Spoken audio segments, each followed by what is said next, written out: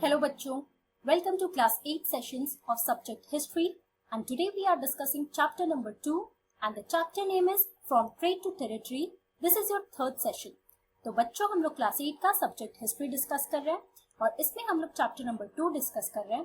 Chapter का नाम है फ्रॉम ट्रेड टू टेरिटरी और ये आपका थर्ड सेशन है. So let's start with it.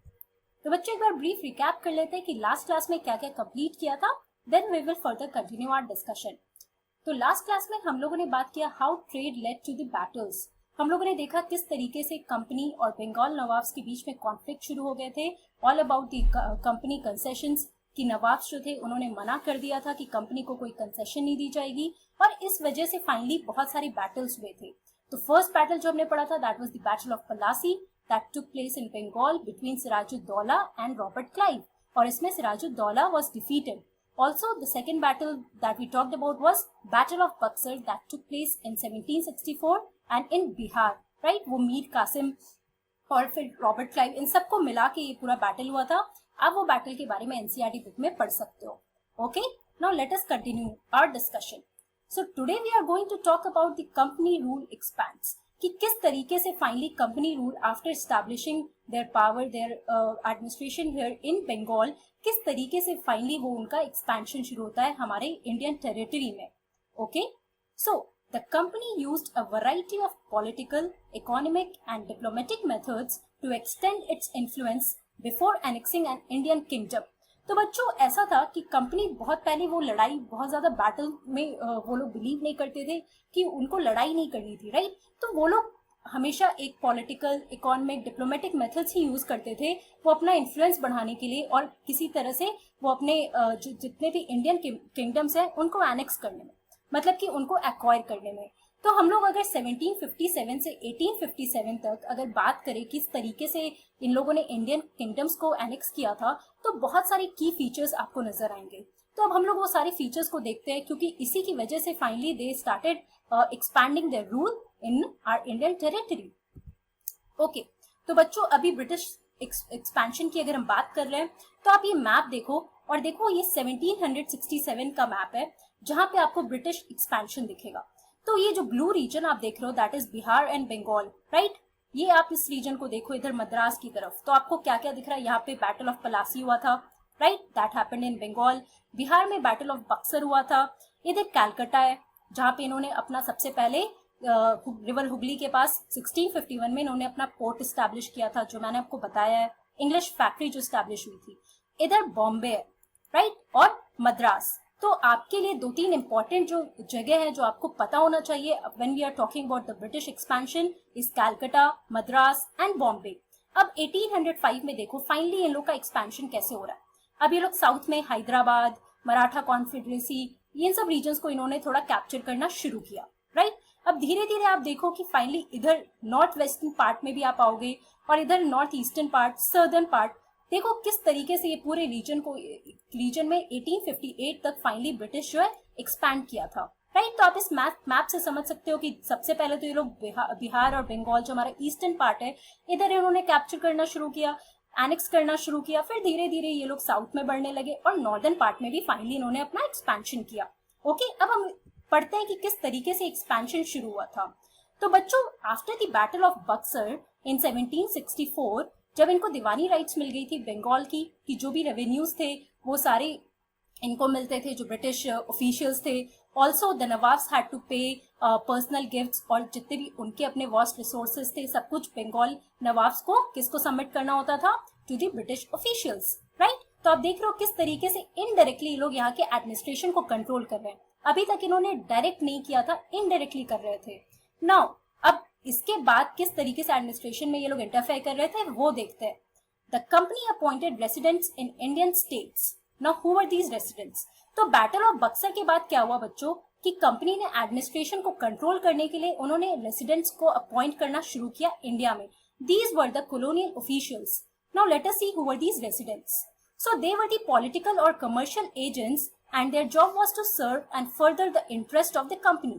तो बच्चों ये लोग पॉलिटिकल और कमर्शियल एजेंट्स थे जो वहाँ के एडमिनिस्ट्रेशन को देखते थे और वहाँ के जो ट्रेड सिस्टम था उसको वो लोग एडमिनिस्टर करते थे. ओके, तो बेसिकली इनका क्या काम होता था कि जितना कहाँ पे कौन से लीडर को सक्सीड करना है थ्रोन पे, तो ये सारी चीजें ये लोग देखते थे बेसिकली, कि कौन सक्सेशन में आएगा, कौन से लीडर को चूज करना है, ऑल्सो कहाँ पे एडमिनिस्ट्रेशन में कौन सा लोकल ऑफिशियल वर्क करने वाला है, तो ये पूरे एडमिनिस्ट्रेशन को किस तरीके से चलाना है, ये रेसिडेंट्स जो थे इनका ये काम हुआ करता था।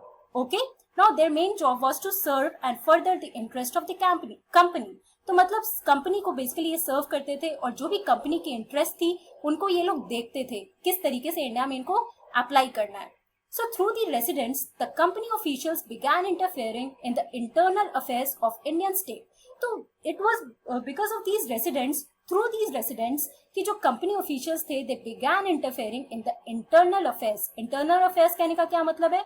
जो Indian states के administration थे, political administration था, वहाँ पे different regional kingdoms, let's say Marathas, या फिर आप हैदराबाद का बात कर लो, अवध की बात कर लो, तो ये सारी चीजें जो थी इन सबको कंट्रोल करने के लिए इन लोगों ने रेसिडेंट्स को रखा था।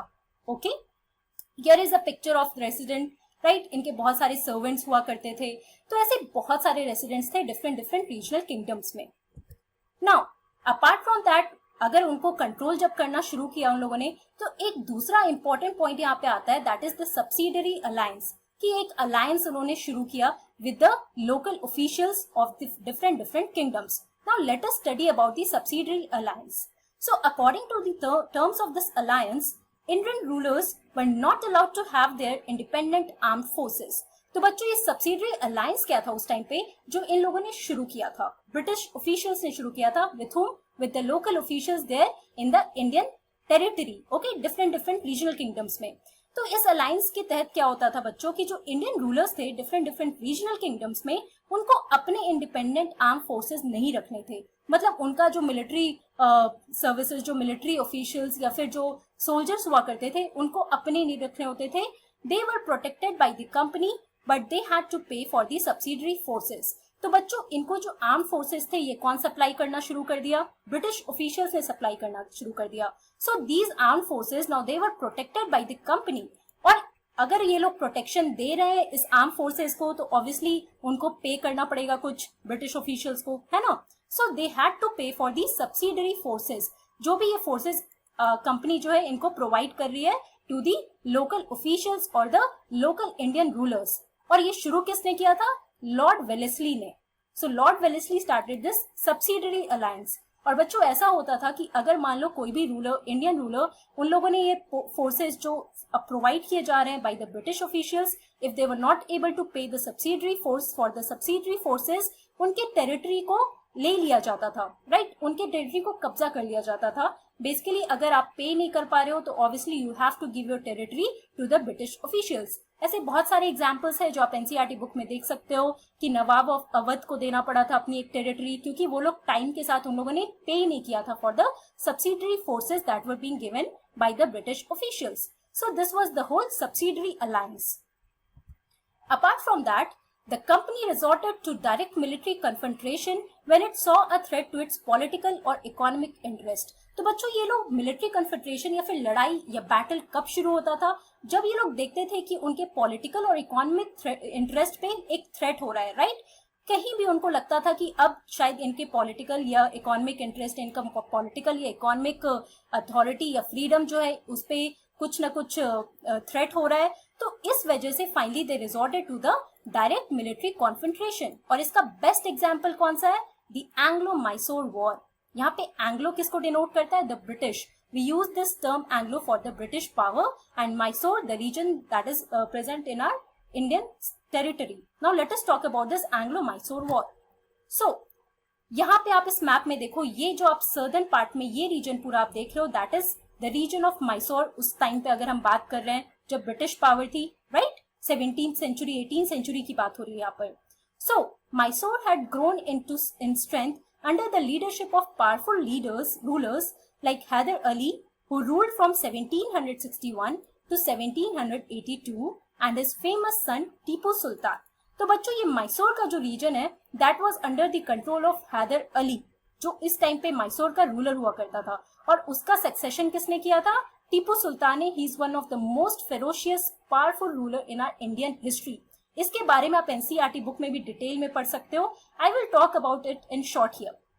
तो ये जो आप देख रहे हो मालाबार रीजन यहाँ पे बच्चों, जो मैं भी सर्कल कर रही हूँ, तो इस रीजन में टीपू सुल्तान, हैदर अली, ये मैसूर रीजन का काफी अच्छा पार्ट था जहाँ पे ट्रेडिंग हुआ करती थी पेपर और cardamom.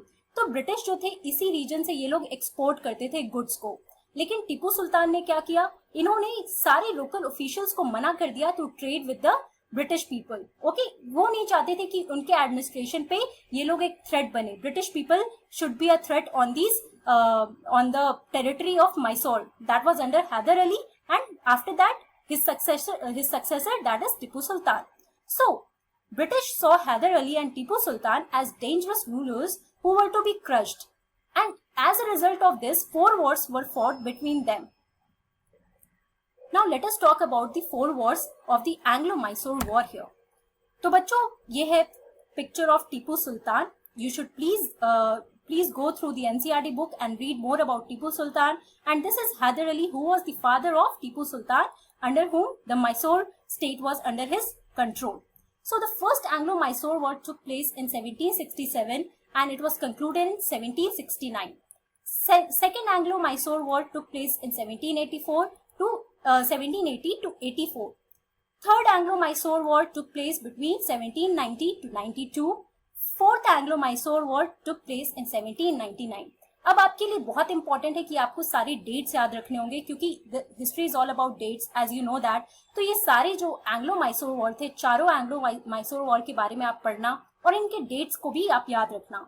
It was only in the last the battle of Seringapatam did the company ultimately win a victory. तो ये जो फोर्थ एंग्लो मैसूर वॉर था बच्चों, इसको हम लोग कहते हैं बैटल ऑफ सेरिंगपट्टनम. और इसी बैटल में कंपनी फाइनली मैसूर को जीत लेते हैं और टीपू सुल्तान ही died here, you know, protecting his own kingdom of Seringapatam. तो फाइनली ये फोर्थ एंग्लो मैसूर वॉर है जिसमें टीपू सुल्तान को ब्रिटिश ऑफिशियल्स ने हरा दिया था और उन्होंने ये पूरा मैसूर टेरिटरी को इन्होंने अपने अंडर ले लिया. Now they expanded in the south. Second most important is the Anglo Maratha Wars. So from the late 18th century, the company also sought to curb and eventually destroy the Maratha power. अब हम मराठास के बारे में देखते हैं, ये कौन थे. तो आप ये रीजन देखो मैप में बच्चों. This is the Maratha region here. They were divided into many states under different chiefs or sardars belonging to dynasties such as Scindia, Holkars, Gaikwads and Bhosles. तो बच्चों ये मराठा कॉन्फेडरेसी या फिर ये अलायंस में वर्क करते थे. इसके अंदर बहुत सारे चीफ्स हुआ करते थे और कौन कौन से थे वो? सिंधियास थे, होलकर्स थे, गायकवाड्स थे, भोसलेस थे. ये सारे नाम भी आप याद रखना. These chiefs were held together in a confederacy under a Peshwa who was the principal minister. Confederacy का मतलब अलायंस होता है कि ये सारे चीफ्स मिलकर यहाँ पर रूल करते थे और इनका लीडर कौन था? Peshwa, who was the prime minister. और ये यहाँ पे पुणे में इनका एडमिनिस्ट्रेटिव और मिलिट्री ऑफिस हुआ करता था. Okay, he was the main ruler, main chief here. जो एडमिनिस्ट्रेटिव या पॉलिटिकल हेड कह दो, वो पेशवा पुणे में रहा करते थे. Okay, you can read more about it in your NCERT book. Now let us talk about the Anglo Marathas war. So series of 3 wars starting from 1775 to 1819. तो कितने वॉर्स हुए थे एंग्लो मराठास में? 3 वॉर हुए थे. So it was the third war was fought between 1817 to 1819. और finally ये third Anglo Maratha war था बच्चों, which gave the British almost the entire control of India. तो अगर आप इस पिक्चर में देखो बच्चों, तो ये लोग मैसूर रीजन को तो इन्होंने कैप्चर कर लिया. हैदराबाद अभी इनके पार्ट में नहीं था. मराठास इन लोगों ने कैप्चर कर लिया after the Anglo Maratha war. Bengal, Bihar का रीजन ऑलरेडी इनके अंडर था. तो आप देख रहे हो किस तरीके से इनका एक्सपेंशन बढ़ते जा रहा है ना. So basically what did we learn today? We talked about the company rule and how it expanded. कि पहले इन लोगों ने रेसिडेंट्स रखा जो इंटरफेयर करने लगे एडमिनिस्ट्रेटिव पार्ट में, और फिर हम लोगों ने वॉर्स के बारे में देखा about the Anglo Mysore war and the Anglo Marathas war. कि पहले मैसूर के साथ इन लोगों ने लड़ा और फाइनली 4 बैटल्स हुए and then British became victorious. और ऐसे ही मराठास के साथ इनके 3 वॉर हुए थे and finally Maratha was under the control of British. Okay, तो इसी तरीके से बंगाल, मराठास, मैसूर, ये सारे रीजन जो है ब्रिटिश के अंदर आने लगे and they started expanding in the interior. पहले तो ये ट्रेड कर रहे थे बट फाइनली इन लोगों ने एडमिनिस्ट्रेशन को भी कंट्रोल करना शुरू कर दिया. Now we will talk about British Empire more in the next class about the expansion and the administrative work. Okay, thank you very much. That's all for today.